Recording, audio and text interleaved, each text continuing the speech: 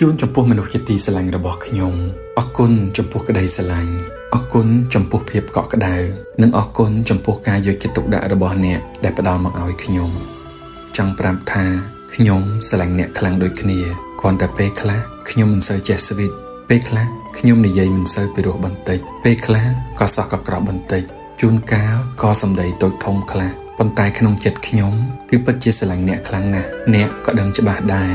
សុំទោសផងណាបើពេលខ្លះទង្វើរបស់ខ្ញុំបានធ្វើឲ្យអ្នកមិនសប្បាយចិត្តខ្ញុំពិតជាចង់ឃើញអ្នកសើចអ្នកញញឹម